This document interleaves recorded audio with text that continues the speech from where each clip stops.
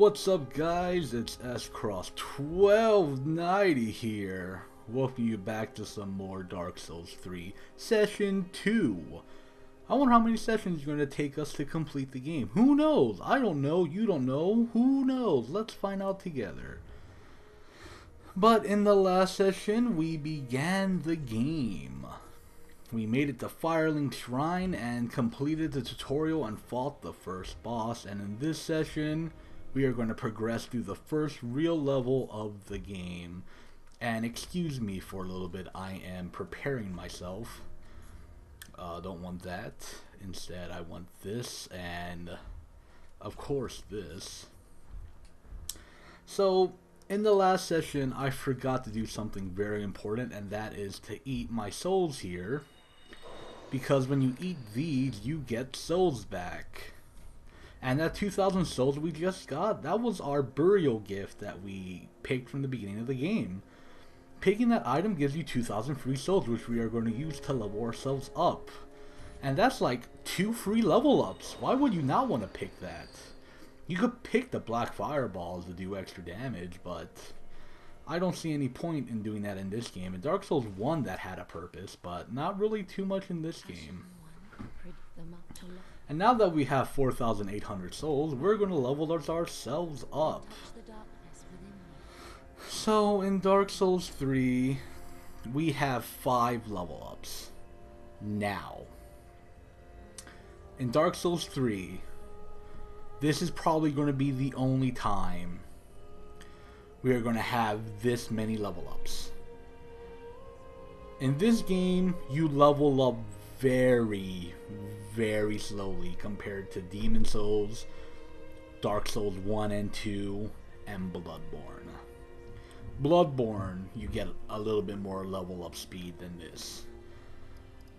And because this game has very little level ups, you want to make sure you don't throw away any points, because that might cost you. Now, what I mean is, I would have a build in mind. And I kind of do have a build in mind for this character. This character, I don't really want to spoil what I plan on using yet on this character, but it's going to be good. Hopefully. It's something I never tried before, and I hope that it doesn't bite me in the butt later. But as I was saying, you want to have a specific build in mind when you make a character. If you've already played through the game a couple times and know what you were planning on doing with the character, because very slow level ups in this game. You'll see as we progress through the game. If you're a new player, then what I really recommend is getting at least 14 dexterity on no matter what character you get, for reasons later. And just leveling up your endurance and vigor until you find a weapon you want to use, and then getting the stats required for that weapon.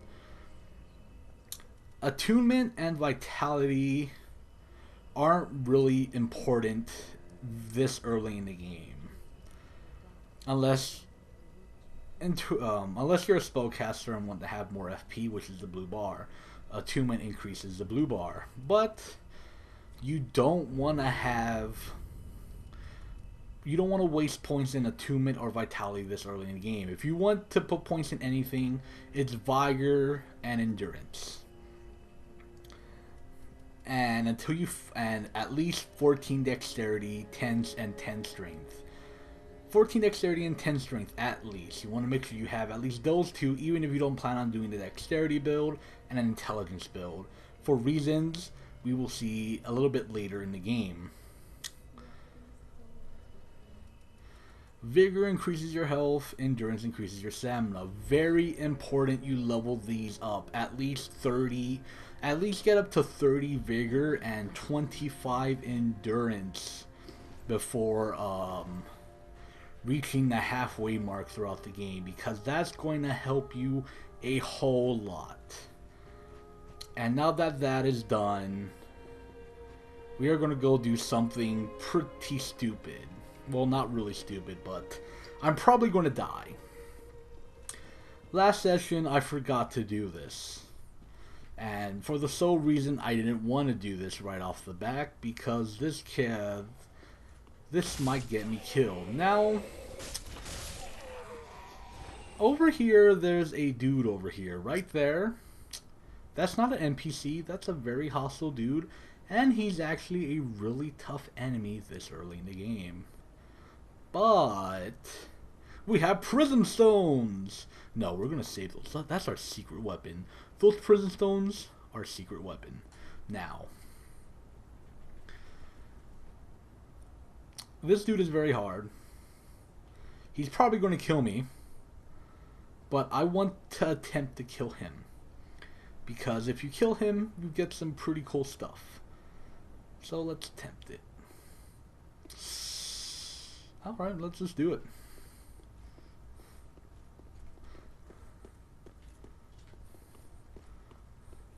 Alright, so this, as you can tell, is a human enemy. And these guys are really tough. These guys can't be really tough. These guys are really tough to deal with. Now, if you're an avid Souls player, then you should have no problem dealing with these types of enemies. But if you're new, you are probably going to have a rough time fighting this guy right now. For the sole purpose that we don't do damage yet, and he does crazy amounts of damage. Well, not crazy amounts, but he can kill you pretty fast. Because unlike a lot of games like Zelda and so, oh fuck, I'm dead. This is it. And it's over.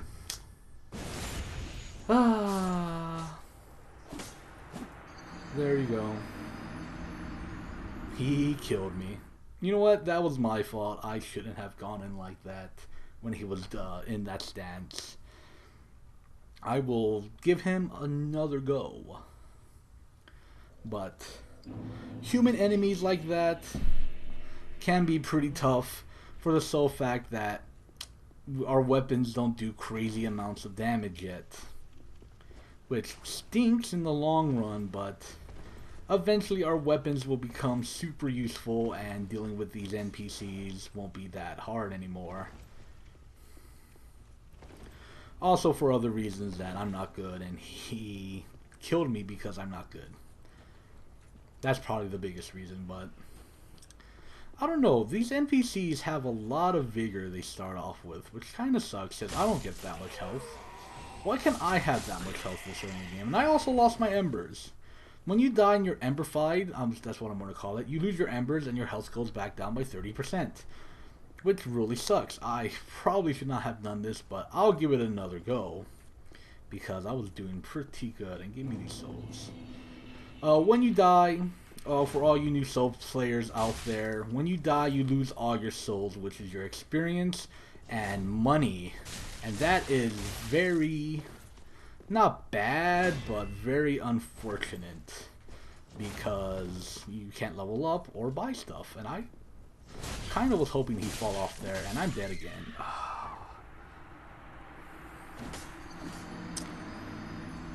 So this guy, really hard. Do not recommend fighting him unless you kick him off the edge or something, or, you know, not get hit like I do and die. And if you manage to kill him, he will drop the sword he's using, which is the Uchi Katana, and the armor he has, which is not really useful. The Uchi Katana is also, I don't find it to be that useful either, but it's a cool weapon that you could get this early in the game. But I gave him 2 good tries, and now we're just going to go to the High Wall of Lothric, the first real level of the game. Now that we have 2 deaths under our belt before we even got to the first main level of the game, let's go add more to that. And here it is, the Bone Wheel Shield. I actually got that on my main character, and I haven't tried it out yet because I don't have the strength for it, but looks pretty cool, looks promising. I like how it looks. There's Hawkwood Shield, won't be getting that for a very long time. And a spell there we won't be getting for a long time. And welcome everybody to the first real level of Dark Souls 3. Empty room. Now let me tell you, this level, empty room here, very hard level. It took me 10 hours to find out how to leave this area. Mostly because this thing right here, this looked like a bonfire, but it wasn't. And those 10 hours of me being trapped in this one room, they were torture. And you don't want to be trapped 10 hours in this room, because then you'll just be killing yourself over and over and over. And there you go. There's my beautiful character. I meant to do this a lot earlier, but I don't like playing with helmets. I'll tell you that right now. So if you evade me, and I'm playing the PS4 version of Dark Souls 3, and if you evade me and get headshots on me, congrats, because I don't like wearing helmets. I like looking at my character's face and hair, because it just makes things a lot, you know, it just makes things more fun for me. And here we are, the true real level. Welcome to the High Wall. High Wall of Lothric. Wow. Look at that. Look at that city in the distance. Maybe one day we'll go there and explore it. Maybe we won't. Maybe that's just there to show how beautiful this world is. The sun is shining on a brand new day. It's time to start off our adventure through Dark Souls 3. So once you get done sightseeing, it's time to begin this level. This level, I'll give it a 2 out of 5. Maybe 1 out of 5 if you know what you're doing. But 2 out of 5 if you're beginning or don't know this level like the back of your hand. Just because it's Dark Souls, and this level is pretty fun. I like this level a lot. So let's take our time and explore it thoroughly. Now, this is also a really good level to decide what you want to do. Like how you want to build your character, because you'll be getting all kinds of different equipment and weapons and items as you progress through this level. And they're really cool items. That's pretty much the starter equipment here. You could grab some starters equipment, get to see what kind of stuff you want to use. Look out for this dude here. Oh, did not want to do that. Sorry, sir. Did not mean to do that. Just wanted to swing my sword at this dude. And I staggered him there. Yay! So going this way, there is a really useful item this way, but there are 2 dogs and these 2 giant skeletons here. The dogs and the dogs aren't too much of a problem. If you have problems with dogs, I kind of feel sorry for you, because you're going to be dealing with dogs a lot throughout the game. So if you're having a hard time with dogs, I highly recommend you practice a lot on the dogs, because you will be having tough times in later levels where there's dog. Now going this way, there's a really useful item. And this item is the reason why you want to have at least 14 dexterity, unless you start off as an assassin or a thief that start off with a bow. Oh geez. So, this is the Longbow right here. And this is the reason why you should have 14 dexterity. Because this is a very important item. On any character you make, I highly recommend you have a bow. Not to use, per se, but just to help you with a lot of situations. Because with the bow, actually, I'll show you here. I'll show you here when we actually use it what it really does. But on any character you make, highly recommend you use at least any kind of bow, because it really does help.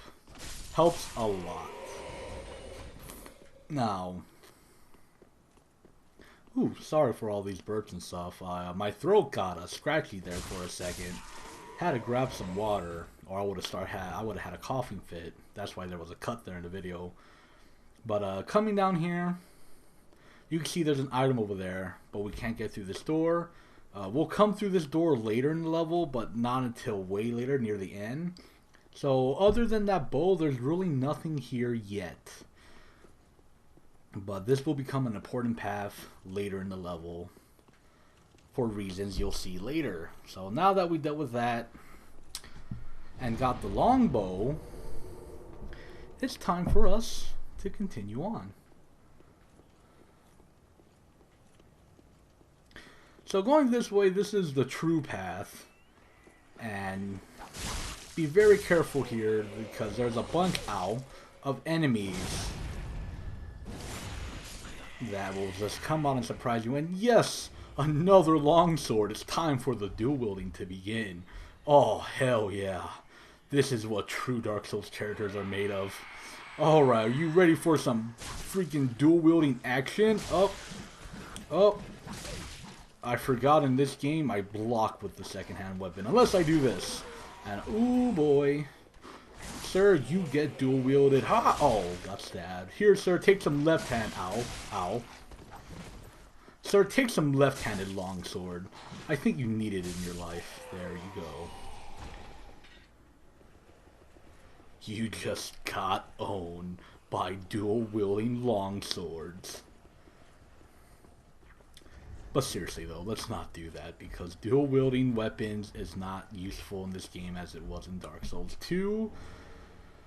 For reasons you'll see again later, but dual-wielding two different types of swords is not recommended. Don't do it. Don't do it because instead of doing an L1 attack, you'll just block. Which sucks, and I should probably heal. So we have two paths here. We have this path, and we have a hidden path over here, just in case you didn't see it. Coming up here, you want to move, once you get here, you want to move very fast and kill this lady. Do not let her ring that lantern, because if she does, she'll wake up these three enemies. And wake up an enemy up there that will start chucking fire bombs at you. And when you're trying to deal with these three enemies right here, with fire bombs being chunked at you, that's not a fun time. Not a fun time at all. This area here can be pretty dangerous. Also look out for this jerk. This douchebag, because if you're not ready for him, he will freaking get a free stab on you. You don't want that. But what we do want is this item right here, the binoculars. Binoculars, just in case you don't know what binoculars do, they allow you to get a very close view, not too close, get a closer view to the city that will probably go to or probably won't go to. Awesome item. Awesome item. There's something I do want to try with the binoculars later, which I didn't really explore too much in my other characters. And hopefully it works, because the thing I'm thinking of, the use of binoculars I'm thinking of, let me reword that. The use of, the reason why I want the binoculars, no, that's not, the reason God damn it, I'm trying to think of the way to say this. Pretty much there was something within the Dark Souls 2 binoculars that allowed you to do some pretty cool stuff with range magic, and I hope you could do this in this game like in Dark Souls 2. I didn't really try it too much yet on my other characters. I tried it once, but didn't get too deep into the mechanic of binoculars. And I know this probably doesn't make sense to any of you, but once we get the ability to use magic, I'll be able to show off what I was actually talking about. And don't you shield bash me, dude. You don't have a great shield, so you're dead. So yeah, binoculars allow you to take closer looks, and nothing too special in here, except that item up there. I want that item. Yeah! Yeah! Give me that item. I want that item. Give me that item. Give me that item. Oh, hang on. I said, give me that item. Oh. Maybe the binoculars will work.